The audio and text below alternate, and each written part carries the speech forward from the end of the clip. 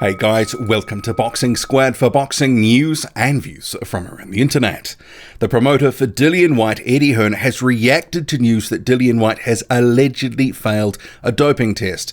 The allegation is from BoxingScene.com, which reported the news first that Whyte failed a test and has tested positive for a banned substance. We don't know what that is at the moment, but that is the allegation that he has tested dirty for something.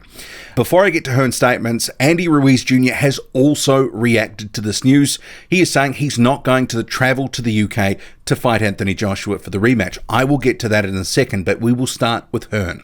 So you can see here, Hearn, his public tweet, further to reports, I can confirm that both Dillian Whyte and Oscar Rivas were subject to extensive VADA and UK testing for their bout. Both fighters were cleared to fight by both bodies and the BBB, so the British Boxing Board of Control, which had jurisdiction over the fight. It's a very carefully worded statement. Hearn does not deny that there was a failed test, and according to the initial reportage from Boxing Scene, there was a sample that came back on July 17 with a failed result. And you may recall, when Jarrell Miller failed his first test, Hearn was out there straight away saying that there had been an adverse finding. But he has certainly finessed the situation here, saying that both were cleared to fight by the British Boxing Board of Control, and the fight did go ahead, and now news has emerged of this failed sample, an A sample, a result that came back on July 17. Well, that is the allegation, that is the news that has been reported by BoxingScene.com. So Hearn is not actually denying that there was a failed test. He is saying that both were cleared to fight. So we can probably take from that potentially there is some sort of adverse finding that has been reported, but on the weight of what was considered by UKAD or the British Boxing Board of Control, the fight has been allowed to go ahead. And as the Boxing Scene article reported, UKAD does not consider it a failed test until due process has been considered. But there may be other elements to this. It may actually indicate with this case that whatever was in the finding, it could have been something that is on a banned list but is at the lower end of the scale. It's really hard to say because we have very few facts here.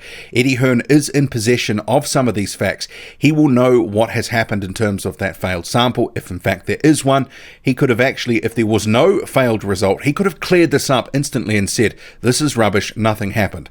But the fact that he hasn't, and the fact that he has said both were cleared to fight and he hasn't shut down talk that there was a failed test does indicate that there is more than just smoke here, that there was a failed sample of some sort.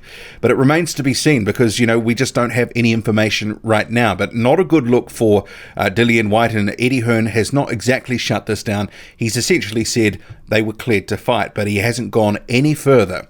And I'll move to the next thing. So Ruiz Jnr., he has reacted. As we know, he beat Anthony Joshua on June 1st in New York. There's been a lot of talk about the rematch and where it will be. Ruiz Jr. has been coming out saying he's the A side, he calls the shots. It's got to be on his terms where he wants it. But the reality of the situation is he signed a lopsided contract that would have guaranteed Hearn and Anthony Joshua certain control over the rematch. And they've been basically saying, no, you will go where we tell you because we have the control through the rematch. But on his social media, he says, I'm not going to the UK for the rematch, #is a setup. And then he obviously has the article from Boxing Scene that has Dillian Whyte test positive for banned substance. And this could be more posturing by Ruiz Jr. effectively, trying to big up what he's saying and that he's got some control over where things go. But obviously this does lend a little bit of weight to what he is saying in terms of at least the perception that he won't be able to get a fair go in the United Kingdom, because that's effectively some of the argument that he's been running, that he's happy to run things back in New York, and that is one of two venues that has been considered, New York at Madison Square Garden or Cardiff. So yeah, I don't really know how much this sort of news really influences things, probably not much at all, but Ruiz Jr. is making a play publicly to try at least get a bit more fan perception on his side here. But the reality is, if he doesn't go where the rematch is set by Hearn and Anthony Joshua, and Hearn's been very clear in recent days, look, he has no leeway, he has to go where we say. And if he doesn't, well, that would probably constitute a breach of contract and lawyers galore would result, no doubt. But obviously this whole situation, it's opened opened up another avenue for Andy Ruiz Jr. to exploit in public. But what do you make of this, especially Eddie Hearn's statement?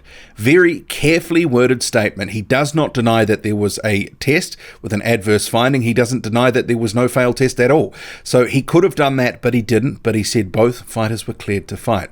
Does that indicate that it was a substance that wasn't really a performance-enhancing substance, or what do you make of this? Drop a comment, loud and often. Hit like, hit subscribe. Follow me on Twitter, boxing_squared.